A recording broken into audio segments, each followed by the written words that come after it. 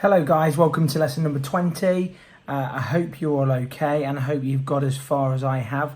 Last week's lesson we went through the grid method and how we were going to transfer our reference image over onto our paper. And what I said I'd do is I've removed all of my grid lines as best as I can, but you can still see them. And this is one of the reasons why I'm not a huge fan of the grid method. Is I've got a lot of marks on this paper now that are unnecessary, and what's going to happen is I'm going to build up value in those areas and it's just not quite going to look right. So if I was going to do a piece for somebody and I really wanted it was a commissioned piece or something, I would steer clear of it. However, the pros of using the grid method is it's really training your eye to see things and where things line up. So for the purpose of the tutorial and the lesson, I'm quite happy with it. I've got things laid out in the right areas, so we're going to have a go at this now then. So I'm going to start with my 2H pencil and we're just going to start pulling out some of these darkest areas. So using my tapered stroke, I'm going to start defining some of these darkest areas and some of the what we call clean edges. So this is an edge of the face here, and we can see that this is the recess of the hair going down into the, I guess, where the hair is overlapping, and it's a very shadowed area. Now what we need to identify very quickly in our reference images is where are the darkest areas and where are the lightest areas, because this is what's going to create the realism, the contrast. So I can see straight away that this is my darkest zone, this along with a few of these as well, maybe the jacket, and we've got a dark ring around the eye and the pupil as well. So I'm going to really focus on them at the start of today's lesson. And the lightest areas, as you can see, the whites of the eye and also some of the highlights in the hair. So this is our lightest strand coming through here. We've also got some very light hair in those areas that coming down and around the shoulder, so making sure that I keep reinforcing them, so taking the value away in the lighter areas and keep adding the value. We're going to definitely go up to maybe a 7B in those darker areas. Those of you that followed all the way through to the end of the eye project, you'll see my secret weapon that I used, my Polychromos black pencil crayon, black coloured pencil, and we just started really ramping up the contrast in some of the areas. And like I said in the video, there will be some art teachers out there that will be screaming at me if I've done that. Say, oh, it's not fine art, or it's not just purely graphite. Who cares? What we're looking for is something that looks the way that we want to look. I know plenty of artists that just use charcoal, and that's black. It's as black as you're going to get almost, I guess. So yeah, we've got a few little hacks that we can use and a few methods of building the contrast up. I'm using my tapered stroke here. For those of you that are new to the channel, or this is the first time or first couple of visits that you've made, go and check out the first sort of 6 lessons if you're unsure as to what a tapered stroke is. What I'm doing, and it's difficult to catch this on the video. I know that as you're looking at this now, it's going to look as though what I'm doing is scribbling, but I'm really not scribbling. What I'm doing is I'm making lots of individual lines and I'm keeping them very close together, and with lots of practice, and I've had lots of practice. I've been doing this now for 3.5 years, coming up to 4 years. What you can do is you can get a very light touch and a fine coverage. And what we're going to do is we're going to build the value up in these areas, going up the grades of pencil. I know there's been a few people over on the Facebook page recently or the Facebook group have been asking which pencils to use and whatnot. So your H pencils, which is what I'm using now, I'm using a 2H pencil. It's a very hard lead, very rarely needs sharpening, and it doesn't give you a very dark coverage. What might look quite dark to you at the moment, so I'm using this 2H, and obviously this looks quite dark now because it's contrasting with the white that's around it, but this is very, very light. If you look back at our eye drawing or the baby portrait, even in the lightest areas, we go darker than this at 2H. So by laying the value down in a series of sort of layers, we get a lovely rich contrast, we get a lovely value and a lovely tone to it, but we're also able to remove the graphite. Okay, I'm going to just start coming into this eye a little bit now. I'm going to get some value into this eye, just defining the pupil. So as we build the layers up of this graphite, what we start to do is, because we're using the harder pencils to start with, we're filling in what we call the tooth of the paper now. If you were to look at a piece of paper under a microscope, it isn't flat, and you don't want it to be flat. This very smooth, shiny surface is definitely something that we want to be avoiding. For the simple reason that the graphite, or the material that the pencil lead is made from, needs to have something to grab onto. So almost like in essence, a sandpapery type of feel to it. I mean, it's a lot less abrasive than a sandpaper, but if you imagine that you were dragging a pencil over a piece of sandpaper, you're going to get that very harsh feel, that scratchy feel to it. Now, every type of paper does have a tooth to it. It's not as abrasive, like I say, as a sandpaper, but I think you get the idea. Now, what happens is the harder granules, or the harder flakes of graphite that come off of the pencil initially, start filling in the deepest recesses.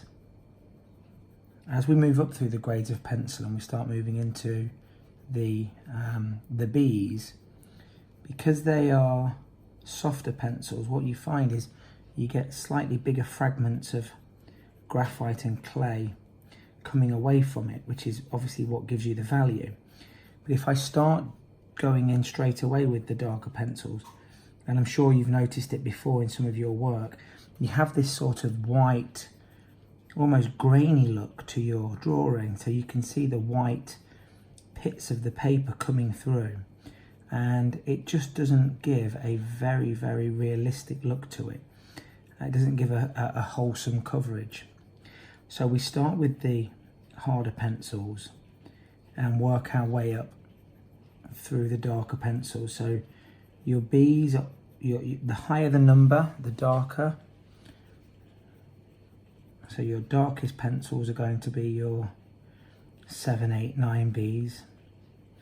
Lightest pencil, and I think I was speaking to somebody on the group or another art group recently, and I think they said they had in their pencil case or their drawing equipment, I think they said they had like an 8H, and I just jokingly, said, what do you do with that? Scratch the paper. Does that leave any sort of residue behind at all? Because obviously I'm using a 2H now, and it's actually very light. I mean, I'm guessing it's showing up on the camera quite well, but like I say, it's a very, very light pencil. Okay, so I'm going to start with the HB pencil now, and I'm just going again just to start to layer. Now what you'll find is this HB glides on the surface. What we're doing with this, certainly with the 2H pencil and maybe the HB pencil, is what we're calling conditioning the paper. We're just filling the tooth of the paper up to start with, and then when we start adding our softer pencils on, we've got a really good base to work from, and that's how we get these very smooth transitions from one value to another. What we don't want in our drawing, if we were looking at this girl's face here, is we've got a dark value here and we've got a lighter value here, but it transitions into that. We've not just got a harsh line where we see a separation. What a harsh line does is it makes us believe that something's covering something else. So we've got a harsh line in here, and that tells my brain that the face is covering whatever's sitting behind in this area here. If we have what we call a smooth transition or a soft edge, what that tells our brain is that the light is going around something, And what we're left with is we're left with a contour as opposed to a hard edge.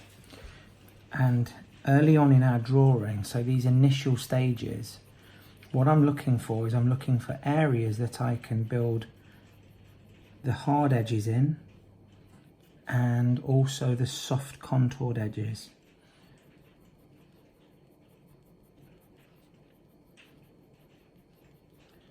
So you can see I'm not pressing on hard at all.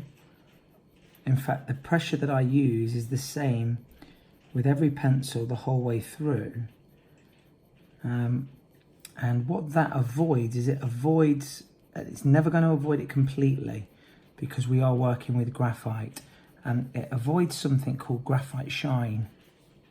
Now, if you start bearing down straight away with the pencil and pushing as hard as you can, that graphite tends to sit very flat in the tooth of the paper, and that's what gives it its reflective surface. And I'm sure you've all seen wonderful drawings before, and you only need to move slightly to the edge or tilt it to one way or another. And what we now have is we have this shiny gleam. Quite often see it in the darks of a portrait's eyes, because in that darkest area they've maybe used, I don't know, all the way up to a 7 or an 8B. And because they've bared down too hard on it, you've got this shiny look to it. And although the drawing still looks fantastic from one angle, if you're hanging it on a wall or something, it's very off-putting when you catch it and the light's just shining off. So this layering effect, gradually building the layers up, using a similar pressure. Like I say, it's never going to completely get rid of it. But what we are going to do is we're going to have the opportunity to avoid some of that graphite shine. So I'm just identifying this crease over the eyelid, and I'm just building the HB in there. Now the biggest thing that you're going to have to overcome as you go through these lessons is you've got to be less frightened of going too dark. I've very, very rarely seen anybody's drawing where they've gone too dark. Most of my critiques that I will do with people, the most common thing that I'm finding people aren't doing is they're not going dark enough. Certainly in some areas. Now when we talk about going dark, we're not talking about the entire drawing being dark. Obviously we're trying to create realism here, and the realism comes through the contrast. But we have got to have these specific areas that we've designated in our reference image as being the darkest areas, and those are the areas that we need to keep reinforcing. And I know I keep repeating myself, this reinforcing and these, you know, soft edges and hard edges, but it's really the fundamentals that you've got to get into your head so that your hand does it without thinking. And once you're at that stage, drawing takes on a whole new level. You can then turn your hand to many other mediums, so painting or marker work, colour pencil work. The principles are still the same. If I want something to stand out and look rounded and look realistic, I need contrast, I need smooth transitions from one value to another. I need an accurate layout, which is what we are hoping that we've achieved with our grid method. I don't want an eye up here when the eye's really down there. I know where the lips should meet up. Getting spacings correct and things like that. Okay. So we are currently using our HB pencil. I'm going to go back into a little bit of 2H, and this is the beauty with this method, is because I'm not pressing on too hard, I can still get some value out of my 2H pencil, even though it's a grade lower than the pencil that I was currently using. And what this is very good for, this is very good for blending in and just getting those very smooth. It's what gives it that finished look. I see some of the work that some of you are producing and it's fantastic, but it could just do with a little bit more attention to detail and just this blending process. So maybe even using your your 2H pencil for some instances of this. And it just smooths the value out. Wonderful. So we're already starting to create some contrast. The eyes beginning to come to life. I like to get part way through the eye early on in my drawings because it gives my drawing a bit of life. It gives me a focal point. The eyes are always the most important part of a drawing, or certainly a portrait anyway. And it just gives me a feel and a sense of it coming to life. I used to start drawing or start my drawings off and leave the eyes to the last moment. And it almost had the look of a zombie to it. And I see quite a lot of people on Instagram and Facebook and Twitter that also have that technique, and there's nothing wrong with it. It's just slightly, what's the word? Unnerving, maybe, just staring at it. And I don't really think that you get a true understanding of whether your portrait looks like the person until the eyes are in there. I think the eyes and the hair really finish it off. So we're going to really focus on this face here to start with, and then we're going to take a few lessons just on the hair itself. Couple of reasons why we're doing that. Firstly, the face is in this top left-hand corner, and as a right-handed artist, if I can work in this area, I'm leaving this clear.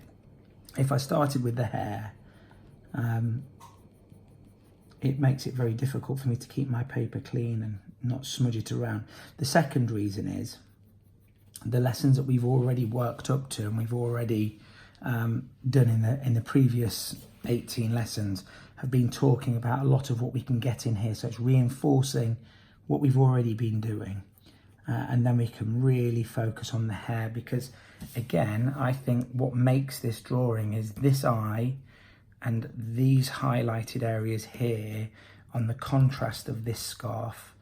So we've got a texture contrast between the hair, the wool and the skin, and we've also got a light contrast. So we've got some very dark areas and some very light areas in there. So the hair is a real focal point, and one that we will spend a few hours on.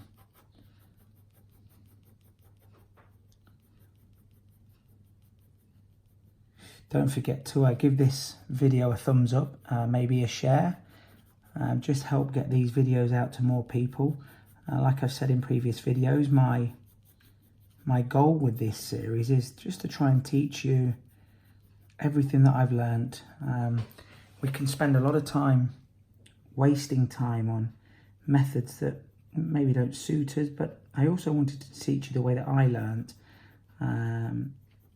And some of the skills that I've picked up, having spent money on art classes and really devoted my time to it. I've had a lot of people questioning and asking, you know, am I ever going to get this, and how am I going to improve? And you know, it looks like you've improved so quickly. I put a picture up on the Facebook page a couple of weeks back, a week or so back, of the eye that I'd finished, but I also found one of my first eyes that I ever drew. And it's sort of a 3-year comparison, and so many people are saying, oh, you know, I don't think I'm ever going to get that good, and how did you improve so quickly? Well, it really is finding a method that works, which is the one that I'm trying to teach you, and then it's simply practice. I mean, I drew probably every day for 2 years. And then, why didn't I draw every day after that?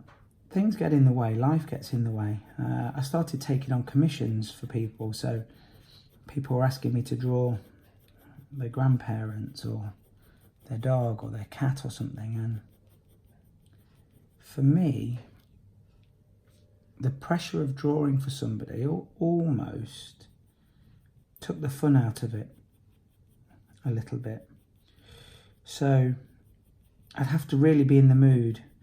Whereas what I originally enjoyed the most about drawing, other than being sat here on my own at night talking to myself, which is absolutely what I'm doing right now, and I know that some of you will end up listening to this, but other than amusing myself and sat there talking, I used to like sitting and maybe making a YouTube video and just almost just zoning out and not having to concentrate on the real world as it was. And then when I found that I was doing commissions for people, it took that away because I felt under pressure. I had to get things absolutely right, and you start doubting yourself and doubting your ability. Obviously, that's gone now. I've done that many for people now. I don't doubt my ability to create a likeness and to create something that they're going to like. But in those initial days, in those initial stages, maybe 2 years into my drawing journey, when the commissions were starting to come in, it was I had to be in the right mood. So I maybe went down to drawing 3 or 4 times a week instead of every day. I look back at some of my earlier videos and have to laugh. After I've done everything, cartoon characters and anime characters, I didn't really know what I wanted out of the channel. I've obviously found over recent weeks and months that my passion lies in teaching. I've had so much enjoyment once I've started this journey. I think it's something that needs to be shared. So I'm taking great pleasure now in seeing some of your work that you're producing over on the Facebook page. It's amazing, and I sometimes show my daughters what some of you guys have done, and they can't believe it either. So for example, this image, I'm just searching through various different online royalty-free websites where you get images that you're allowed to use without any copyright. Obviously found this one. Now, what was just an idea in my head and me stumbling upon a picture that I like the look of, to then drawing it as I am now, but then going out and seeing you guys producing that drawing and, getting so close to it looking like a photograph. Some of the babies that some of you did, I can't remember everybody's names now on here, but some of the babies that some of you did were absolutely amazing. And it makes me really proud that we sort of done that together. And I'm really, really looking forward to that first time when one of you actually sells a commission or gets asked to do a commission. That's wonderful. That's, being able to earn some money, even if it's not a life-changing amount, by doing something that you've learned, you've put hours into, you've had the hard times, the good times with it. It'd be wonderful to see that. And hey, if you can turn it into a full-time career, wow. I've not managed to do that yet.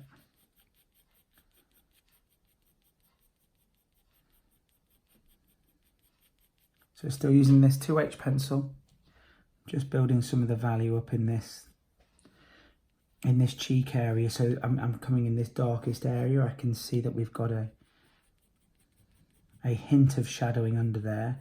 It's a very soft-skinned young girl. Wonder how old this girl is. I would say she looks similar to my eldest daughter, who's around about 13. It's very hard to tell these days, particularly with young girls that have clearly been made up. I don't know if this is in a modelling shoot or something, but they get their hair done so professionally, and the small amount of makeup I think that she's got on around the eyes makes it difficult to age them. But I'm guessing that this young girl is around about my daughter's age.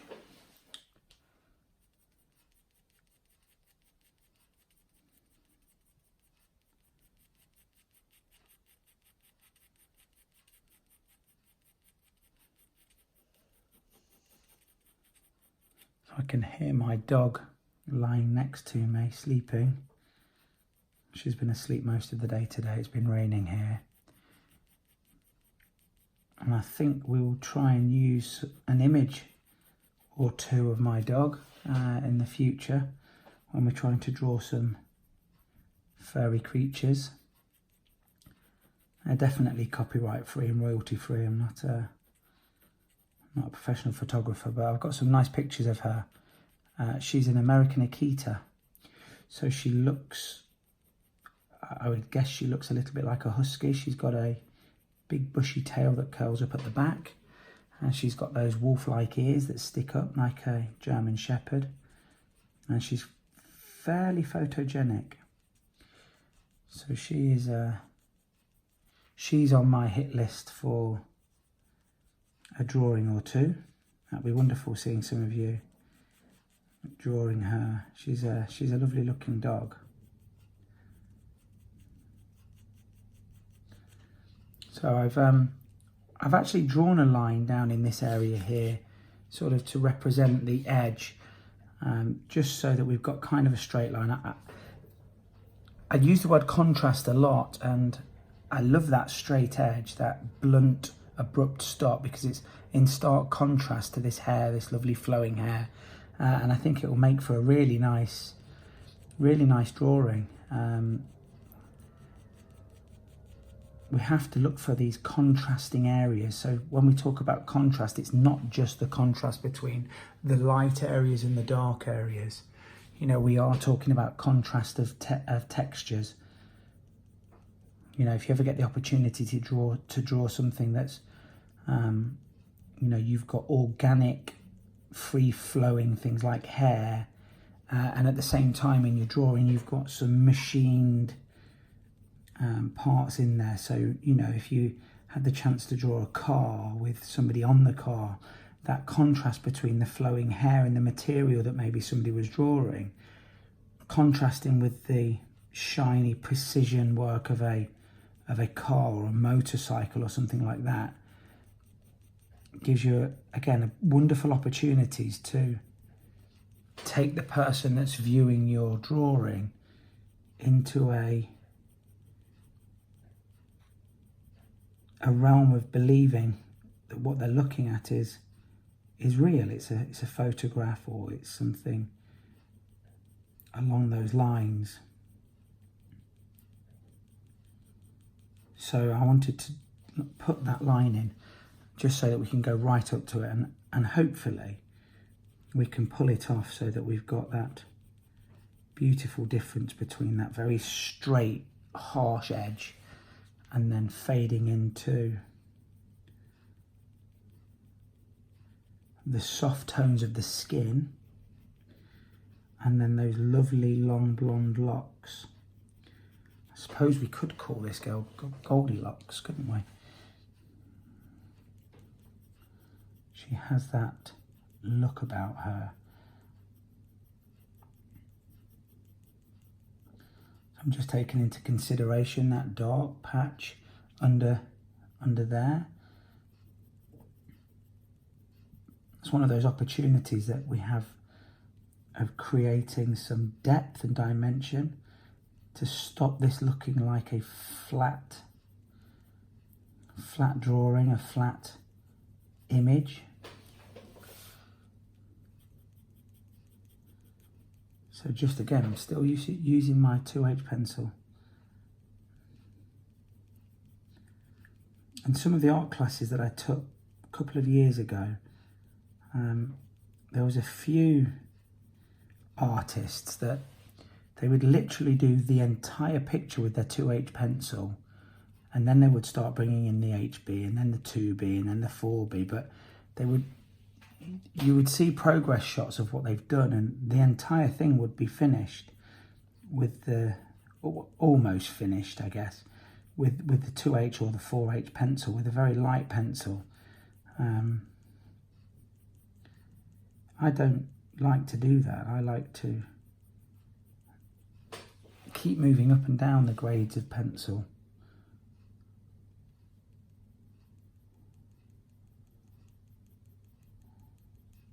Adding a little bit more value here and there as I need it. Just sort of brings the drawing to life. I guess some of my earlier videos that I used to do were just all time-lapse, and when you're doing a time-lapse, you know, you've got a 4-minute video which has actually taken 15-20 hours. So by building it up that way, I guess it made for a better looking video. So that might have had some impact on how I tend to draw. I don't know if you've looked at any of those older videos of mine. But all the techniques that we're talking about now and going through in sort of real time are all there. You'll see them. You'll see me using the same pencils, starting with the lighter pencils and going through the grades, bringing the contrast out.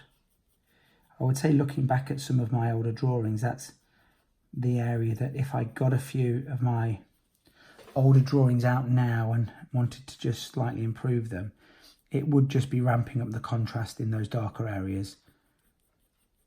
You know, I personally don't think that you can go too dark. If something's black on your reference, then you can't go too dark with a pencil, because you're going to struggle to find a pencil that gives you black. Because pencils are different shades of grey.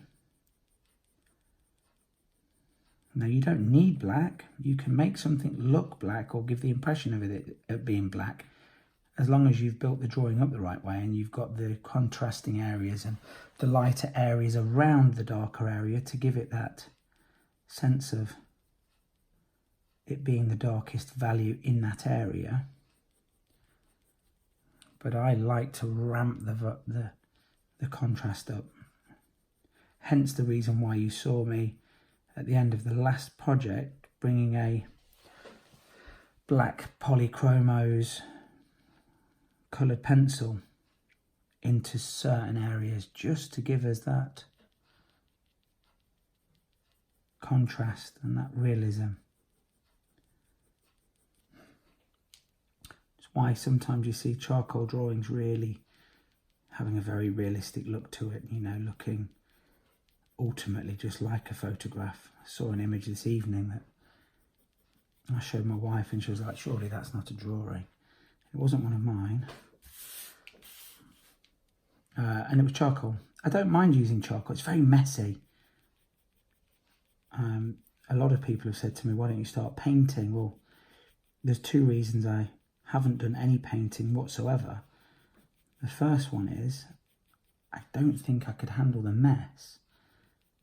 Especially oil paintings and acrylics. It seems very messy, and unfortunately I don't have my own art studio yet, and it is on my to-do list. And the second reason is I'm colourblind. So pencils, pen and ink, bold colours, I do a lot of Copic marker work. I'm okay with. I wouldn't say I'm the world's best, because I am obviously colourblind. But for those two reasons, I haven't really ventured into doing any painting. Never say never, never ever say never. Perhaps one day, one of you guys on there, maybe that paint, could give me some advice.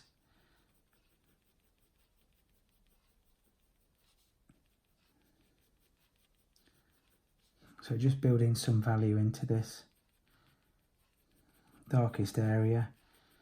And you can already see that this is, you know, this is already starting to look really nice. I'm actually really happy with how this 2H pencil is laying down. It's giving me that, I've said it probably before, but when you master the technique of laying the value down with this tapered stroke and not pressing on too hard, you it gives the look as though it's sort of powdered on. It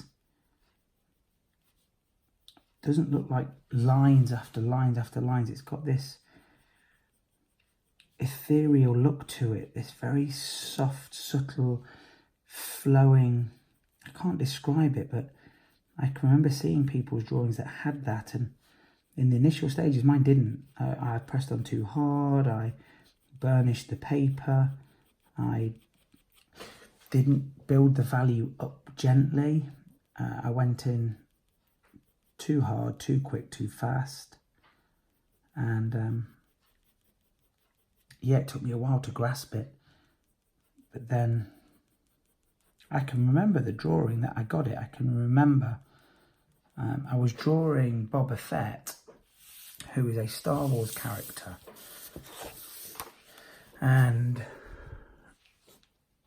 I can just remember the softness in my touch and in my stroke just changed halfway through, and I could see from where I'd started the drawing to where I started to grasp the stroke, and then towards the end when I use mastered in a very loose manner. I don't think I've mastered anything yet, but on the way to mastering the stroke, you could see towards the end of the drawing. And that's on my YouTube channel as well. You're gonna have to scroll right down. It's if you go onto videos, it's, you know, it's way down. It's a time lapse. It's only probably 4 minutes long or something. I don't even know if I maybe voice overed it. Just went through a few of the techniques that I was using and the pencils, etc. But I was really pleased with that. I mean, I still look at that now, and it's one of my better drawings. It's got really nice contrast in there. It's got a very accurate drawing. The sketch was very accurate. I used the divider method, so I used my geared divider, and I was really happy with it. It's one of my best drawings. Also one of my favourite Star Wars characters as well. I actually sold a few. I got it printed onto some t-shirts, and I sold a couple of copies a couple of t-shirts with it on at a local. It wasn't an art fair, but it was sort of arts and crafts, and I think it was my daughter's Girl Guides. One afternoon there was something that they were doing on, and I'd got a stall there. So yeah, that was an interesting one. I've not seen anybody wearing it. That would be the next step. I did a picture of M&M as well that I got printed onto a t-shirt. Sold a couple of those.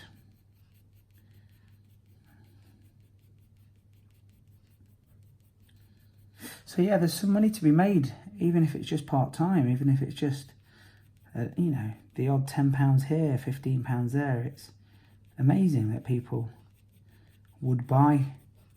I used to think that, you know, I've always been very grateful for things like that. You know, somebody wants to buy something that I've done, I've produced just in my spare time. It's very humbling. Unless it's Christmas time and everybody leaves it to the last minute, and you've got 10 pieces and they all need to be done by Christmas Eve, and it's the 13th of December. That's not humbling. That's panic stations, and you need to learn to say no in those situations. That's something that I certainly have needed to learn to say over time. And the other thing, another really important lesson for any of you that are going to be taking on commissions and things like that is you need to take some money from them before you even start. There's been a couple of occasions where I've had people that have asked me for a commission, and you know, it's been a really difficult job, and I've come to the end of it and they've just blanked me. They've not answered calls or messages. I can see that they've seen them online, so you know, via a WhatsApp or a Facebook Messenger, but they just ignored you. So you spent all this time doing something for them. I mean, for me, it wasn't such a big deal because it was a video that I'd made, or it was something I'd been able to post onto social media, and I would have been drawing anyway during those hours. But when somebody specifically asks you for things and they're very complicated and they're sort of with you every step of the way and they're asking you to make corrections here and they like this and they don't like that and could you add this and whatnot, to get to the end of it and say absolutely nothing is not good. So yeah, even if it's just a deposit, tell them the price early on. Tell them how long it's going to take you. You know, I think these people think that you're going to do a 15-minute sketch and be done with it. Show them one of these videos. See if they could do it.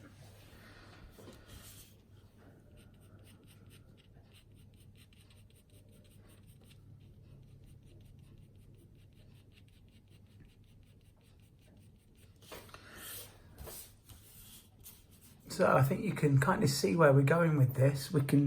We need to add a lot more value into this area, but I need to bring the value up at the side of it, because if I start going in with the HB now, what I'm going to do, if I start going in the HB now here, I'm going to lose some of this contrast that we've built up in there. So what I might need to do is come in with the 2B now in this area. Where's my 2B? There it is. So the pencils that I use, they're called Caran D'ache. It's the Caran D'ache grafwood. The Caran D'ache is the make. I've had these now for a couple of years. You very rarely have to buy new ones. If you use the method that I'm teaching you, where we are very lightly brushing the surface with this tapered stroke, we're constantly turning. What then starts to happen is you keep a sharp pencil, but you don't ever have to sharpen them, so you're not wearing them down. These probably cost around about £20–25 for the set, and I think they range from a 4H up to a 7B. So you've got an H in there, an F. But I think you've grasped that we can do quite a lot with a very limited supply of pencils. We're not using 15–20 pencils, we're using 6, maybe 7, and we're doing it the same every time. It's the method that we're learning. We're starting with the harder pencils, we're tapering the stroke in, we're gradually building the value up. So you can see now we're building some nice contrast. We're going to have to go much darker in this area. This is looking pretty dark at the minute. I guess it's looking dark on the video. This is not dark at all. A 2B pencil is not a dark pencil. It's the very start of your darker pencils, your softer leads. You can get a dark mark if I press down as hard as I can. You can get a really dark mark. But then I can't remove that. I haven't got that subtle change of value that's needed. And then I might come back in and layer over some more HB. And again, the beauty is, I don't know if you can see that under the video, but even this HB now is starting to make this even darker. So although I've gone up to a 2B pencil in places here, the HB is still having an effect, and I'm not pressing on any harder. I'm still tapering the stroke. One thing that I'm probably not doing as much as I should be doing is just moving the paper around a little bit, just so that my strokes aren't always going in the same direction. I want them to overlap. I want them to crisscross. I want to have that cross-hatched effect. Again, it all adds to the realism and the transitions, the smooth transitions from one value to another, while still giving me the opportunity to take that value out when I need to. I might go back in now with the 2B. And now I'm building this value up on this area, in this crevice in the hair. It's going to allow me then to bring in some value into the cheek, so I can then start using some of the HB there. and not lose where I am. It's very easy to lose. I'm just going to brush some of that value into the face now. So we've got quite a bit of value in here. I'm using a soft brush, a makeup brush will do, and I'm just brushing into the lighter areas there. And you'll be amazed, particularly with these Caran D'ache pencils, they are quite soft, but you'll be amazed at how much value actually starts to move around the paper. Okay, we're about 45 minutes in there, so I think you kind of get the general idea of what we're doing. We're building up the values. We're starting with the 2H going into the HB and the 2B. We're going to really focus on this face here, so I'm going to hopefully get most of this done before we start the next lesson. I'll get a little bit more detailing in the eye. Make sure we don't go too much further than that. Don't go too far ahead ploughing into the hair. And we'll be ready for the next lesson. So thank you so much for watching. Don't forget to subscribe to the channel. I really appreciate all of the kind comments you've been giving me. Every like, comment and share on this video really helps push this video out to more people, more budding artists. And I'll see you over in the group. I'm sure we'll be having a conversation about a few things over the next couple of days. It's been a blast making the video for you guys and getting to know you. And I'll see you next time. Thanks for watching. Hit subscribe, smack the notifications button, follow me on Facebook, Instagram and Twitter.